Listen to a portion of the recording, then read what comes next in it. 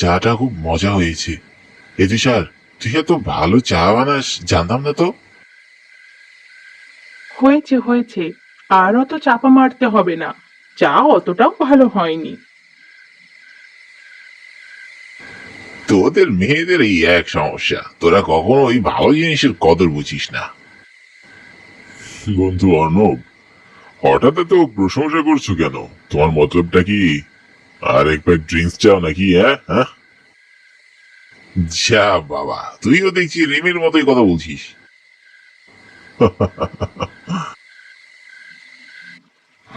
আহ হা, কি হলো রিমি, তুই এভাবে চমকে উঠলি কেন? আমার মনে হলো কেউ আমার পিছন দিয়ে যেন সাদা শাড়ি পরে হেঁটে গিয়েছে। সারাক্ষণ ফোনের মধ্যে মুখ গুজে থাকতে তোর মাথাটা একেবারে গেছে। আমি সত্যি বলছি তুষার, সত্যি বলছি। ওহ রিমি, এটা আমার দাদার বাড়ি। হতে পারে আমরা এখন কলকাতায় থাকি, কিন্তু ছোটবেলা থেকে আমি এখানেই বড় হয়েছি। এখানে এমন কিছু নেই। আর তাছাড়া তুইও তো এর আগে আমার সাথে বহুবার এসেছিস। তাহলে এখন খামোখা ভয় পাচ্ছিস কেন?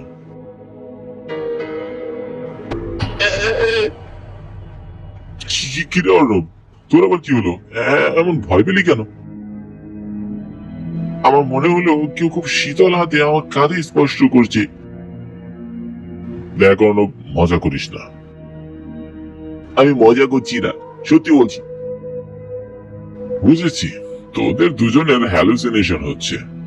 তখনই বলেছিলাম এত ড্রিঙ্কস করিস না। শুনলি না তো আমার কথা? চল এবার বাড়ি চল। এখানে বসে আর আকাশের তারা দেখতে হবে না। কিন্তু বাড়ির ভেতরে তো বিদ্যুৎ নেই। এই অন্ধকারে কেমন করে থাকবো? অন্ধকারে থাকবি কেন? টর্চ চালিয়ে থাকবি।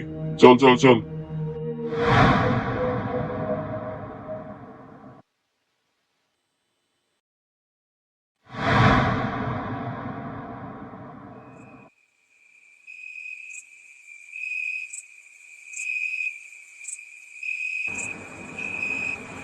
আমি তুষার। আমার দাদা জলাইদহ গ্রামের জমিদার ছিলেন। ছোট থেকে আমি এখানেই বড় হয়েছি। দাদার মৃত্যুর পর আমরা সপরিবারে কলকাতায় চলে যাই। এখন আমরা কলকাতাতেই থাকি। মাঝে মাঝে ছুটিতে গ্রামের বাড়ি বেড়াতে আসি। এবার আমার বন্ধু রিমি এবং অর্ণবকে নিয়ে পিকনিক করতে এসেছি। আমরা তিনজন কলকাতায় একই অফিসে চাকরি করি। ওরা এর আগেও আমার সাথে আমার দাদার বাড়িতে পিকনিক করতে বহুবার এসেছে, কিন্তু এর আগে কখনো ড্রিঙ্কস করেনি। এবার শখ করে একটু ড্রিঙ্কস করেছে, তাই হয়তো চোখ দিয়ে আবল তাবল দেখছে। এই তুষার, এখন চুপ করে কি ভাবছিস? তেমন কিছু না। তাহলে একটা কবিতা শোনা না, খুব বোর লাগছে। হা হা।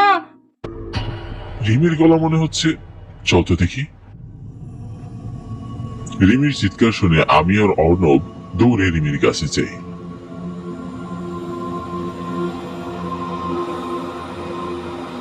গিয়ে দেখলাম রিমি অচেতন অবস্থায় মেঝের মধ্যে পড়ে আছে। রিমি, রিমি চোখ খুল। কি হলো তোর? অর্ণব একটু পানি আনতো। অর্ণব পানি নিয়ে আসলো। আমি রিমির চোখে মুখে পানির ঝটকা দিলাম। কিছুক্ষণ পর রিমির জ্ঞান ফিরলো। ওর চোখে মুখে ভয়ের ছাপ স্পষ্ট দেখতে পেলাম। ওর হাত পা কাঁপছিল। একেবারে নির্বাক হয়ে আমার দিকে তাকিয়েছিল। রিমি, কি হয়েছে তোর? এমন ভয় পেলি কেন? হে, এই রুমে কেউ আছে, কেউ একজন আছে।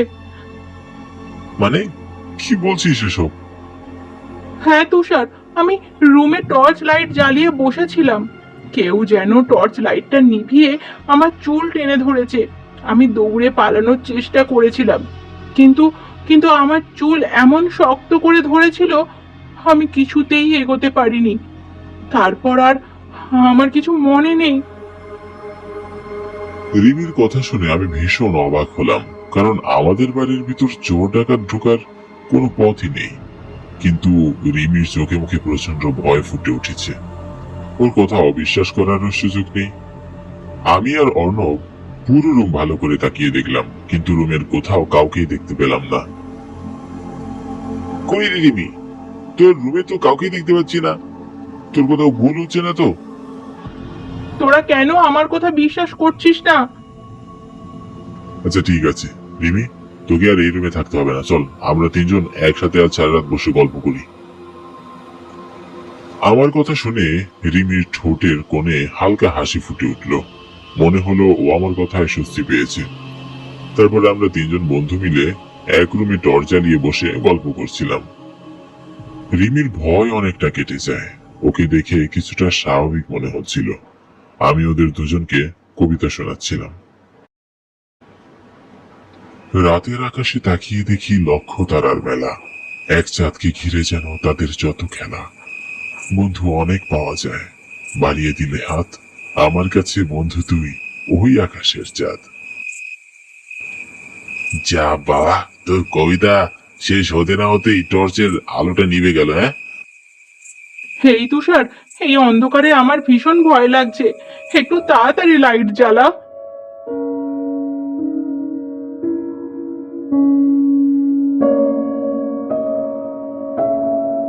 রিমির কথা মতো আমি লাইট জ্বালানোর চেষ্টা করলাম, কিন্তু কি আশ্চর্য, লাইট কিছুতেই জ্বলছে না। এত তাড়াতাড়ি লাইটের চার্জ শেষ হওয়ার কথা তো নয়। এই বিষয়টা আমার কাছে কেমন অবাক লাগলো। নিজেকে একটু সামলে নিয়ে বললাম, রিমি মনে হচ্ছে টর্চের ব্যাটারি শেষ, তাই আর লাইট জ্বলছে না। তুই ভয় পাস না, আমরা তো তোর পাশেই আছি।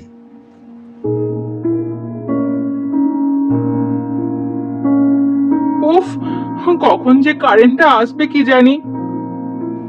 আমি রিমিকে সান্ত্বনা দিলেও কিছুতেই নিজের মনকে শান্ত করতে পারছিলাম না।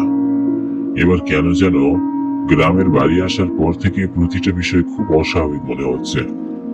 এর আগে কখনো এত লম্বা সময় আমাদের বাড়িতে লোডশেডিং দেখা যায়নি। হঠাৎ অর্ণবের চিৎকার শুনে, কি হলো অর্ণব, ভয় পেলি কেন? কে যেন ঠান্ডাতে আমার গলা চেপে ধরেছিল, আমি চিৎকার করতে ছেড়ে দিল।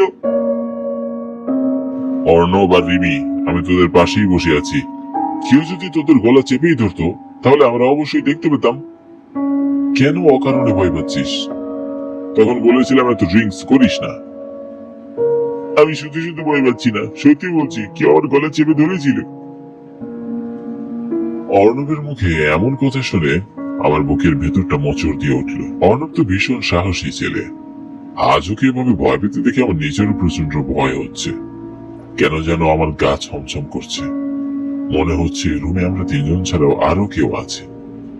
রুমের চারপাশে তাকিয়ে দেখিলাম পুরো রুম ঘুটঘুটে অন্ধকার। এই অন্ধকার রুমের মধ্যে কেউ লুকিয়ে থাকলেও তাকে খুঁজে বের করা সহজ হবে না। তুষার, দেখ, অর্ণবের গলা গড়িয়ে রক্ত ঝরছে। রিমির কথা শুনে আমি চমকে উঠলাম। প্রচন্ড ভয়, গায়ের পশমগুলো কাটা দিয়ে উঠল।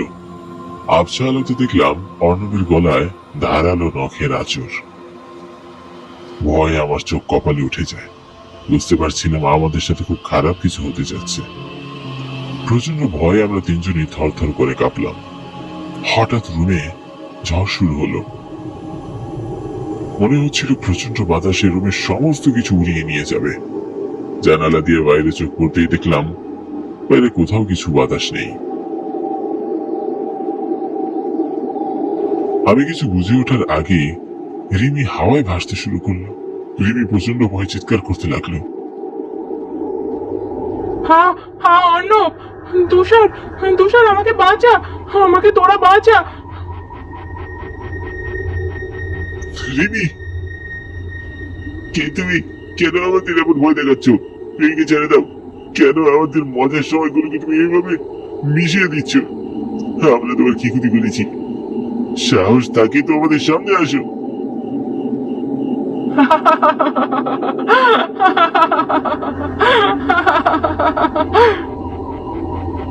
অর্ণবী কথা বলতেই খুব মিষ্টি কণ্ঠে কেউ হেসে উঠল এবং রিমি নিচে পড়ে গেল।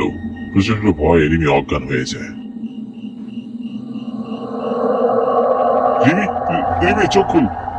রিমি, আমরা এখনই এখান থেকে চলে যাব। চোখ খুল তুই। তুষার, আমাকে বাঁচা। কি যেন আমার হাত পা ধরে আমাকে টেনে নিয়ে যাচ্ছে, বাঁচা তুষার। অর্ণবের কথা শুনে আমি থরথর করে কাঁপতে লাগলাম। রিমিকে অজ্ঞান অবস্থায় ফেলে রেখে আমি অর্ণবের পেছনে দৌড়াতে লাগলাম এবং আমাদের বাড়ির ছাদে চলে আসলাম। এসে দেখলাম অর্ণব আহত অবস্থায় একা দাঁড়িয়ে আছে, ওর চোখে মুখে ভয়ের ছাপ। আমি কাউকে দেখতে না পেয়ে বিরক্ত হয়ে বললাম, কে তুমি? আমাদের এমন ভয় দেখাচ্ছ কেন? কেন আমাদের এমন বিরক্ত করছো? আমরা তোমার কি ক্ষতি করেছি?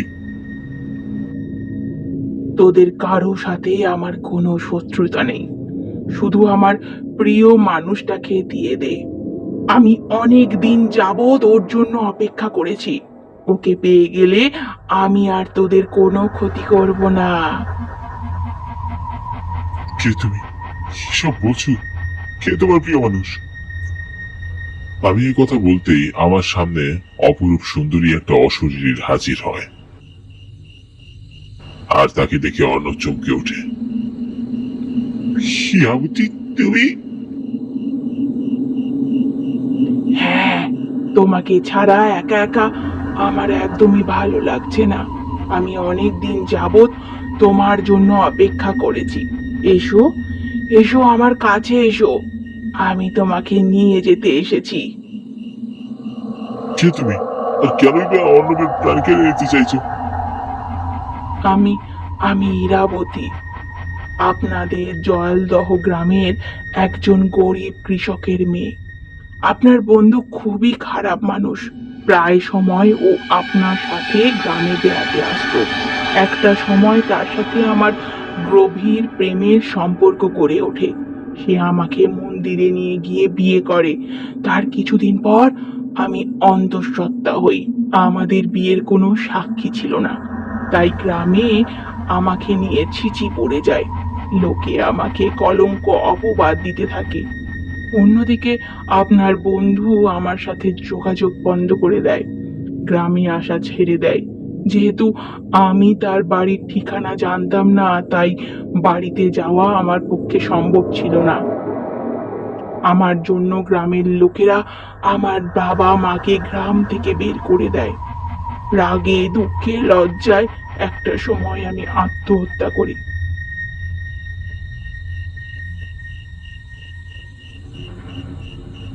তারপর থেকে অনেক আগ্রহ নিয়ে আমি ওর জন্য অপেক্ষা করেছিলাম। আজ আজ ওকে পেয়েছি। আমার আত্মা আজ শান্ত হবে।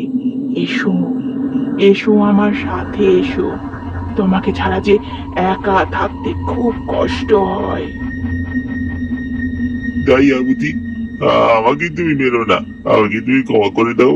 আমি তোমার কাছে সাহায্য করে ক্ষমা চাইছি। না, না। ইরাবতী অর্ণবের কোনো কথাই শুনে না। সে অর্ণবকে ধাক্কা মেরে ছাদ থেকে ফেলে দেয় এবং সে হাওয়ায় মিলিয়ে যায়। আমার চোখের সামনে ঘটে যাওয়া এই সমস্ত ঘটনা দেখে আমি নির্বাক হয়ে যাই। মনে হচ্ছিল আমি কোনো দুঃস্বপ্ন দেখছি। সেই রাতে রিমির আর জ্ঞান ফিরে আসে না।